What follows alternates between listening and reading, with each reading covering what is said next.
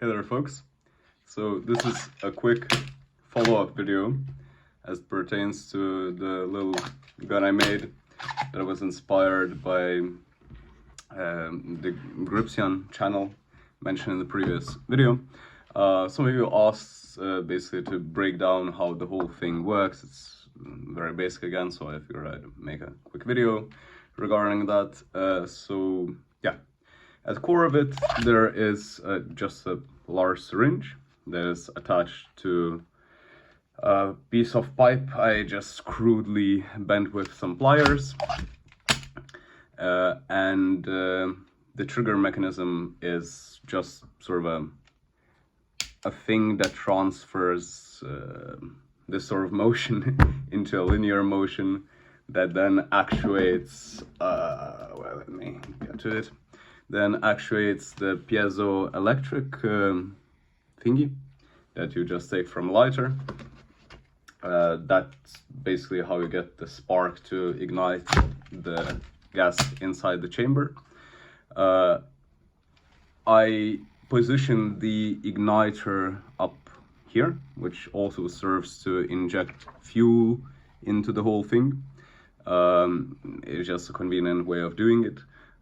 Doing it now, I would probably position it at the tip of the syringe, which goes like this, so that you want the ignition to start as far on the opposite side of the barrel from which the projectile is fired as possible, so that the propagation goes like this. And because initially I had the ignition here, and what would happen is that you would have a little blast, the projectile would leave, then the oxygen would enter, and it would just burn towards this side, and it would be just a waste of fuel. And that's basically it, and this is just to constrain it to move linearly, the whole like, pump action thing. So now I'm sketching out a new design. I think adding automatic, well, not automatic, but reloading the cartridge is not a difficult thing. It can be done quite easily with just like a slide that introduces a hole into the barrel. When you have it like this, loads a small cartridge, like a needle or something, and then on a backwards motion it both closes it down, but it also sucks in the projectile. Speaking of the projectile being sucked in, there's also a little nail driven inside so that the projectile doesn't get stuck, but so that it's as far into the barrel as it can be.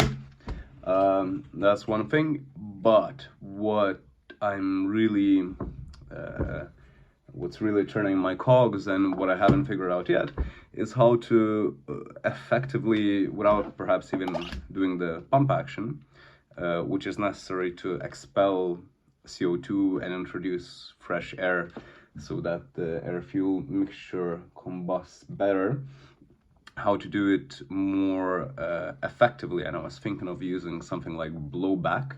So basically and I don't know how to do it, but that's the only thing I have in my mind right now, is basically when you have the gas expanding, it pushes the projectile out, right? It goes.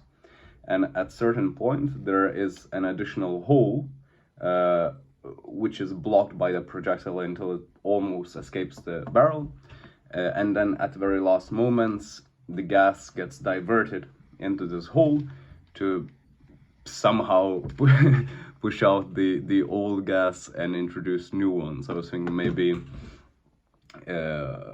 when there's this blowback, it expands like some additional chamber with a spring that then pumps fresh air into the chamber, but you also wouldn't want that to become sort of a chain reaction, so that it does not introduce fresh air before the combustion has finished, because otherwise what you would have is like it fires, it expands the spring, it pushes back fresh air into the chamber, thusly it would expand again, and it would just go and yeah, we don't we don't want that. Or maybe we do, I'm not sure. We'll see. Anyways, so this very quick video going over the basic mechanics of this little prototype that I built. Feel free to copy it, there's not much to it. As said, I did it with just pliers, some Legos, a syringe, and cheap lighter that I bought. So, that's it. Thank you for watching, have a good day, ciao.